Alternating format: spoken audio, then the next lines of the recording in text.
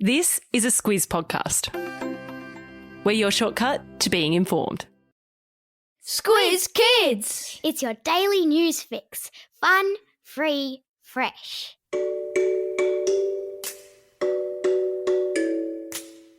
Hello and welcome to Squiz Kids Today, your fresh take on what's happening in the world around you. I'm Bryce Corbett. It's Friday, September 10, in Squiz Kids Today. The day the world changed. The dog that saved its owner. Cricket test cancelled. And Quoll Joey cuteness overload. That's what's making news, kids style. The lowdown. It's been called the day the world changed forever, and tomorrow you're going to see and hear lots about something called 9/11. So what is it, and why is it important? 9/11 refers to September 11 in the year 2001, long before any of you were born. It was the day that two planes crashed into the World Trade Center skyscrapers in New York City in America, causing the buildings to collapse and thousands of people to be killed. The planes were flown into the buildings on purpose by a group of people called terrorists who didn't like America and wanted to harm Americans. They belonged to what's called a terrorist organization, which is a group of people who carry out violent acts to further their goals. This particular organization was based in Afghanistan. So, in retaliation, America sent its army, navy, and air force to Afghanistan and started a 20-year war against the Taliban, which only just drew to a close in the last couple of weeks, in those chaotic scenes at Kabul airport that we all saw and have spoken about in the podcast recently. For many, September 11 is a day of remembrance. Here in Australia, it's also a day to be grateful for the freedom and peace that we enjoy as a nation.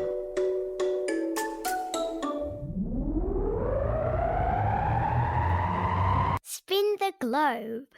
Each day we give the world globe a spin and find a news story from wherever it stops. And today we've landed in South Korea, where a rescue dog is being hailed as a hero after helping to save its owner. Baek-gu is the name of the dog. It's a South Korean name. And the other day, its owner, a 90-year-old woman called Kim, went out for a walk with her faithful puppy. Kim suffers from dementia, which is a disease that makes the brain a little bit muddled. While out walking, Kim got lost and fell down in a rice field on the outskirts of her town. The spot where she fell down was full of long grass, and it was wet, so Kim couldn't be seen by local rescuers, and she was in danger. Baek-gu the puppy stayed by Kim's side, keeping her warm, keeping her company, and eventually helping rescuers to locate her in the long grass. This week, the South Korean government awarded Baek-gu the title of the country's first honorary rescue dog. Kim took Baek-gu in years ago after he had been attacked by a larger dog. You see, even in the dog world, one good deed is repaid by another. Sport time. You'd think the job of a cricket player is mostly to hit the ball for six, make lots of runs, or get a bunch of wickets, right? Well, sometimes it's what they don't do that is just as important. And in the case of the Australian cricket team, the decision yesterday to cancel an upcoming test match against Afghanistan is one of those moments. The game was cancelled by Cricket Australia after the new government in Afghanistan, the Taliban, said that women would be banned from playing all sports in their country from now on. As we've talked about in this podcast before, the Taliban's attitude towards women and girls is highly discriminatory, meaning girls are discriminated against in a way that most of the rest of the world finds unacceptable. And sometimes using a popular sport to make a political point is the best way to send that message. Animal Kingdom. Oh, happy day! A pouch check at a New South Wales breeding facility for endangered Aussie animals has found 28 little bundles of joy, happily snuggling up with their mums. They are eastern Quoll Joeys, so small they could curl up in the palm of your hand. There's a link in your episode notes to some adorable photos. But these babies are more than just cute. Eastern quolls have been extinct on the Australian mainland since the early 1960s, when they were hunted by feral cats and foxes. Their numbers in the wild of Tasmania are now dropping, and conservationists say that breeding the animals is an important way of making sure they don't become extinct. So, the birth of these babies is a big deal. The next step is to release them into a fenced sanctuary, where they will live as if they were in the wild, but protected from predators. Quolls used to play an important role in spreading seeds, loosening soil, and keeping insect and reptile populations under control. And ultimately, the hope is to restore a fully wild quoll population to our mainland. Come on, little fellas, you can do it. Q&A call out. She's played concerts to packed-out auditoriums, starred in musicals on the West End, and appeared for a long time as a character on the TV show Home and Away. She's even written a book, and has her own clothing fashion line. Is there anything Dannii Minogue cannot do? You can find out when she takes her seat on the judging panel of The Masked Singer, which starts on Monday, and you can ask her yourself, because she's kindly agreed to take the hot seat for a Squiz Kids Q&A. This is your chance to pick the brain of one of Australia's best-known entertainers. Whether you're an aspiring entertainer yourself, a Masked Singer fan, or just plain curious about how TV shows are made, take a look at the links to the Masked Singer promo video and Danny's website in today's episode notes for inspiration, then get sending your questions in to squizkids@thesquiz.com.au. But you've only got until Tuesday, so get busy.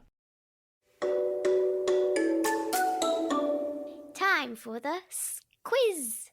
This is the part of the podcast where you get to test how well you've been listening.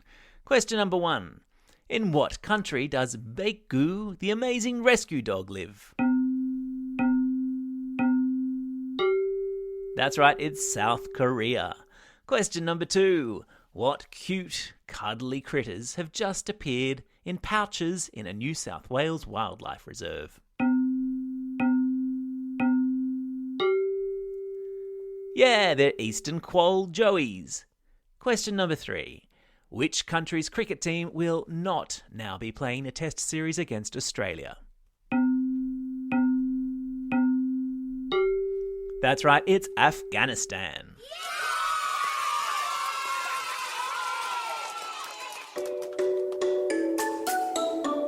Shout outs. It's September 10, Dia de los Niños, or Children's Day in the Central American country of Honduras. Ah, why don't we have a Children's Day here in Australia? I know why. Like my dad used to say, every day is Children's Day. It's also a Friday, and you know what that means. An extra long birthday shout-out segment, for which we're gonna need the old birthday reggae tune. Hit it. And it's a happy birthday today to Mariam from Fairfield Heights, Lucy from Bulwarra, Rosalie from West Wallsend, Ariana from Newcastle, Leo from Kyneton, Jacqueline from Blackburn, Eden from Mount Lawley, Angus and William from Sydney, and twins Elijah and Joshua from Wilston. Not forgetting, of course, all of those Squiz Kids celebrating a birthday over this coming weekend.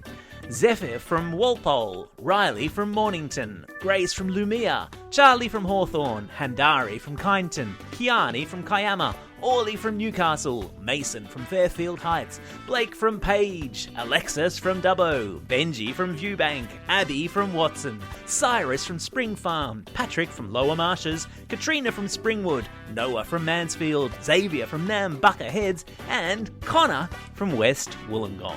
Plus, because our friends in Victoria, Canberra and most of New South Wales are in lockdown, we're sending out home learning herograms. First one goes to Mrs. Smith at Beresford Public School, who's been a kind, caring and supportive teacher during this long lockdown. Herograms also go to Ms. Walker and Mrs. Sargent, who teach Grade 1 at Viewbank Primary School, and to Miss Nielsen in Grades 5 and 6 at Leeton Public School. Lastly, the Newton family would like to send a shout out to everyone at Canberra Public School in Davidson. Both staff and students are doing a great job with home learning. Don't forget, if you've got a birthday coming up and you want a shout out, or if you're after a classroom shout out, or you'd like to send a home learning herogram, drop us a line at squizkids@thesquiz.com.au. Well, that's all we have time for. Thanks for listening to Squiz Kids today. We'll be back again on Monday. In the meantime, get out there and have a most excellent weekend. Over and out. Squiz Kids is proudly supported by the Judith Neilson Institute for Journalism and Ideas.